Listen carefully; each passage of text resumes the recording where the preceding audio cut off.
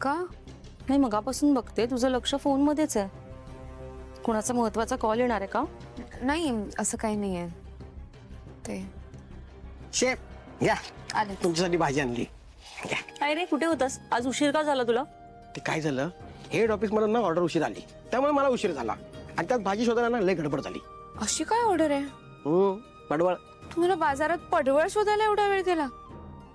काय तुम्ही? बापरे, पडवळ. सावली, खूप वर्ष झाली पडवळची भाजी बनवलीच नाही आम्ही, कारण घरात कोणाला आवडतच नाही ना, म्हणून योगच नाही आला. वहिनी, तुम्ही का काळजी करताय? मी आहे ना. अरे देवा, हो की. हा, देवावरून आठवलं मला. सावली वहिनी, बाहेर देवाचा आलाय आणि त्याच्यासोबत कोणतरी माणूस पण आहे. ते पण आलेत वाटतं. कोण ग? हो, ते देवा भाऊ आहेत ना. ते त्यांच्या कोणीतरी ओळखीचे आहेत. त्यांना आपल्या कंपनीत काम हवंय. ते भेटायला येणार होते. देवा भाऊ, त्या रिपोर्ट्स बद्दल काय कळलं? सिस्टर, काय चहा बनवलायस तू आज? वा, हा असा चहा नशिबात असायला हवा ग. आता आमच्या नशिबात काय, तो टपरीवरचा कटिंग. तुम्ही रोज घरी यायचा, मी रोज तुम्हाला चहा देईन. पण मला बबलू दादांनी आता आज सांगितलं की तुमच्यासोबत कोणीतरी माणूस होता. बहुतेक तो लॅबवाला होता ना. कुठे आहे तो? हा अगं, त्याला एक अर्जंट काम आलं म्हणून तो गेला. बरं, त्या रिपोर्ट बद्दल सांगा ना मला. हा अगं, तुला माहितीये ना आपली ड्युटी, कधी कोणाच्या मागे जायला लागेल काय सांगता येत नाही. नाही तर खरं चालू असतो. देवा भाऊ, विषय का टाळताय तुम्ही? सांगा ना मला या रिपोर्ट्स बद्दल काय आहे ते. हे सॅम्पल्स त्या लॅबवाल्या साहेबांनी चेक करून पाठवलेत.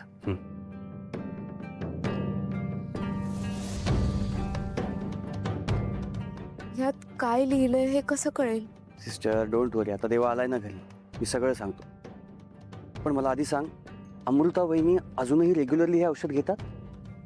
नाही, म्हणजे आधी घेत होत्या, पण जेव्हापासून राजकुमार सर या घरात आलेत ना, तेव्हापासून त्यांनी अमृता वहिनींना हे औषध घेऊ नाही दिलंय.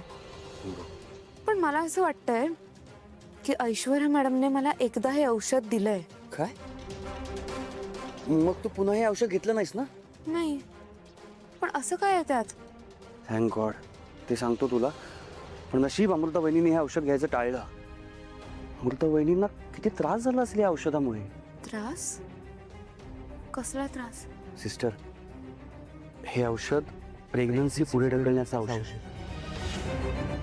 काय? हम्म. म्हणजे त्या औषधामुळे बाळ होऊ शकत नाही? नाही, खूपच स्ट्रॉंग औषध आहे. पण हे औषध घेण्याचं थांबवल्यावर याचे परिणाम थांबू शकतात. मग तुम्ही पुन्हा प्रेग्नंट होऊ शकता, असं आहे काहीतरी. म्हणूनच वहिनी पुन्हा आई होऊ शकल्या. देवा, तुमचे खूप खूप आभार. तुम्ही खूप मोठी मदत केली आहे माझी. ते सगळं ठीक आहे ग, पण हे सगळंच खूप शॉकिंग आहे माझ्यासाठी. ते काय नाही सिस्टर, तू हे सगळं सत्य लवकरात लवकर घरच्यांना सांगून टाक. त्या ऐश्वर्याचा खरा चेहरा काय ना, तो सगळ्यांना कळला पाहिजे. नाही देवा, मी आता कोणाला काहीच सांगू शकत नाही, पण वेळ आल्यावर मी सगळ्यांना सगळं सांगून टाकणार आहे. ऐश्वर्या मॅडमने खूप मोठी चूक केली आहे. त्या स्वतः एक स्त्री असून दुसऱ्या स्त्रीच्या बाबतीत असं कसं वागू शकतात? मी ह्या चुकीसाठी त्यांना कधीच माफ नाही करणार. एखादी व्यक्ती इतक्या खालच्या पातळीला कशी जाऊ शकते?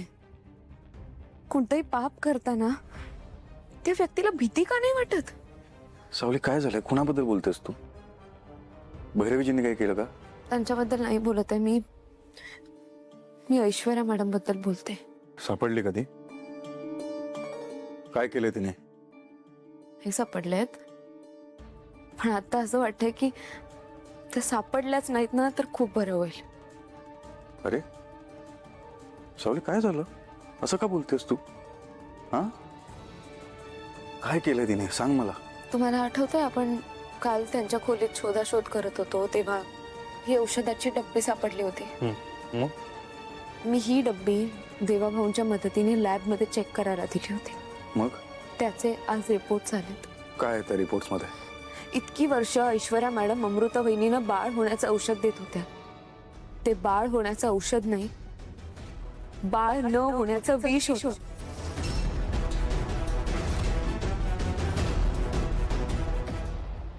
काय बोलते सावली तुझ्या? माझा विश्वास बसत नाही या गोष्टीवर.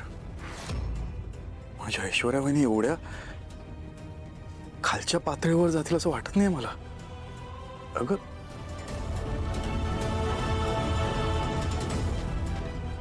अमृता वहिनीला नाही सांगितलंस ना? कोणाला सांगितलं नाहीये. मला जेव्हा याबद्दल कळलं तेव्हा तुमच्याशीच बोलायला आले. बरं झालं तू कोणाला सांगितलं नाही. सापडली पाहिजे ती. तिला शिक्षा झाली पाहिजे सावली. अमृता वहिनींचा किती विश्वास आहे त्यांच्यावर. तुम्हाला सांगू, जेव्हा मी वहिनींना या औषधाबद्दल विचारलं तेव्हा त्या ऐश्वर्या मॅडमचं खूप कौतुक करत होत्या. त्या मला म्हणाल्या की अशी एकच गोष्ट आहे जी ऐश्वर्याने माझ्यासाठी खूप चांगली केली, ती म्हणजे हे बाळ होण्याचं औषध ती मला रोज काळजीने न विसरता देत आली. जर त्यांना हे सत्य कळलं तर तेव्हा सहन नाही होणार तिला.